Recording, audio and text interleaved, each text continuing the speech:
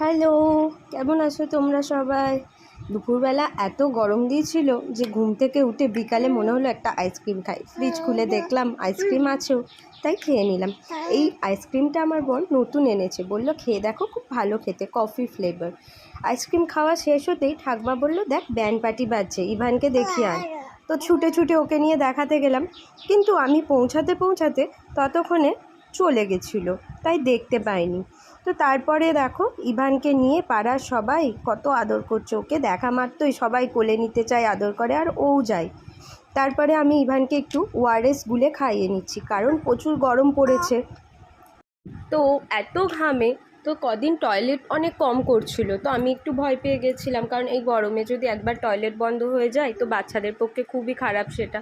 তো তারপর ডাক্তারবাবুর সাথে কনসাল্ট করার পর ডাক্তারবাবু বলেছিল যে কি ওআরএস খাওয়াবে পারলে একটা করে দিনে। তো সেটাই ব্যবস্থা করছি। খালি তোমরা দেখো ওর ওআরএস খেতে কত কাণ্ড ও ঘটায়, বাবা রে বাবা। একটা ওআরএসই বলো, কোনো কিছুই, জল, ওআরএস, খাবার কিছুই খেতে চায় না, সব খেতেই এমনিই করে। ধৈর্য আর থাকছে না, ওরে বাবা রে বাবা। তার মধ্যে আবার দেখো আমার চুলগুলো উঠছে, ধরে টেনে দিচ্ছে আচ্ছাই তারে।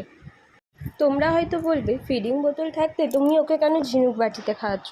কারণ ও ছোট থেকে যেহেতু ফিডিং বোতলে কোনো দিন কিছু খায়নি, ও বেস্ট ফিড করতো, সেহেতু ফিডিং বোতলে খেতেই পারে না। ওকে দিলে ও শুধু চেবাবে নেপেলসটা ধরে ফিডিং বোতলের, তাই ওকে এভাবে ঝিনুকে করে খাওয়ায়। আর যদিও ফিডিং বোতলে একটুখানিও খাবে, মুখে নিয়ে পু পু করে বার করে দেবে। এবার ঝিনুক বাটিতে খেলে কি হয়, গোটা জলটা গিয়ে গলার মধ্যে পড়ে, তখন গিলে নেওয়া ছাড়া আর কোনো অপশান থাকে না। এবার একটু আদর টাদর করে নিলাম খাওয়াবো বলে, কারণ এবার তো শুরু হবে যুদ্ধ। এবার তোমরা তো দেখতেই পাবে যুদ্ধটা কি করবে। দেখো দেখো কোথায় উঠে পড়ছে একটু জল খাওয়ার জন্য, ওকে আমায় নিয়ে এত যুদ্ধ করতে হয়। ওর কোনো খাবার খাওয়ার হোক, সব কিছু খাওয়ার জন্যে ওকে নিয়ে আমায় এরকম যুদ্ধ করতে হয়। যেহেতু কাঁদতে কাঁদতে খায়, তাই একবার করে একটু বসাই, তারপরে আবার খাওয়াই, কারণ একটানা কাঁদতে কাঁদতে খাওয়ালে ও সবটা দেয় বমি করে, তো তখন আমার গোটা খাওয়ানোটাই বৃথা হয়ে যায়।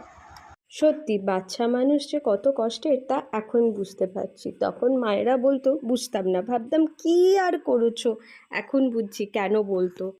যেহেতু ওকে জোর করে জল খাইয়ে দিয়েছি, তাই হয়ে গেছে ওর মাথা গরম। এখন ওকে আদর টাদর করে অনেক কাণ্ড করে করাতে হবে শান্ত, না হলেই কি যে করবে সে তোমাদের আর একদিন না হয় দেখাবো ভিডিও করে। এখন আর বেশি কাঁদা। এরপর আমি ওকে আমার ঠাকমা শাশুড়ির কাছে দিয়ে চলে গেছিলাম ছাদে জামা কাপড় তুলতে, কারণ খুব রোদেতে ছাদে যেতে কষ্ট হয়, এক তো পা পুড়ে যায়, দ্বিতীয়ত ওই রোদটা আমি নিতে পারি না, প্রচণ্ড মাথার যন্ত্রণা হয়, মাথা ঘোরে, শরীর যেন কেমন একটা আনচান করে। তাই একটু রোদটা পড়লেই আমি গিয়ে জামা কাপড়গুলো তুলে আনি। এই বাবা দেখো এখানে কি অবস্থা, হাওয়াতে সব জামা উড়ে পড়ে গেছে। আমার বর ছাদে দুটো একটা গাছ লাগিয়েছিল, গরমে সবই মরে গেছে, এই দুটো একটাই বেঁচে আছে। এতে একটা লঙ্কাও হয়েছে, দেখো সূর্যটা কি সুন্দর অস্ত যাচ্ছে, তাল গাছের ফাঁক দিয়ে দেখা যাচ্ছে, আমার এইটা দেখতে বড় ভালো লাগে।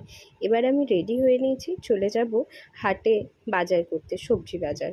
আমাদের বাড়ির কাছেই সবজি বাজারটা বসে, আমাদের বাড়ি থেকে হাটটা খুব একটা দূরে নয়, তাই সাইকেল নিয়ে চলে গেছিলাম সবজি বাজার করতে। এই দেখো চারিধারে কত বাজার বসেছে। আমি একটু তাড়াতাড়ি চলে গেছি, কারণ ছেলেটাকে এসে আবার খাওয়াতে হবে, তাই এখনও সব বাজার বসেনি।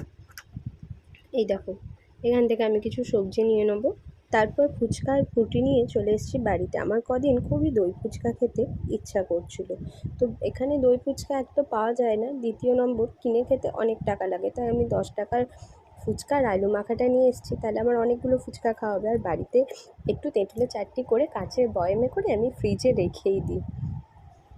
এবার ওতে দই দিয়ে, সেও ভাজা দিয়ে, একটু বিট নুন দিয়ে আর চাটনি দিয়ে খেয়ে নেবো দই ফুচকা। আমার তো খুব ভালো লাগে খেতে। এই সময় ইভানকে ওর ঠাকমা একটু নিয়ে বেড়াতে গেছে, তো এই ফাঁকেই আমি খেয়ে নিচ্ছি ও বাড়ি আসার আগে, নাহলে ও এলে তো আর খেতে দেবে না, ও ওখানে খাবলাতে যাবে, হামড়াহামড়ি করবে, তাই ও আসার আগে যতটা সম্ভব খেয়ে নিই। দেখো ফুচকাটা কত সুন্দর হয়েছে, আর দেখতে দেখো কত ইয়ামি লাগছে, আর খেতে তো খুব টেস্টি টেস্টি হয়েছিল।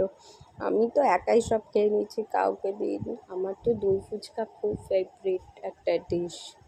তো চলো আজকের ব্লগ আমি এখানেই শেষ করলাম, আবার নেক্সট দিন দেখা হচ্ছে আরও সুন্দর একটি ব্লগের সাথে।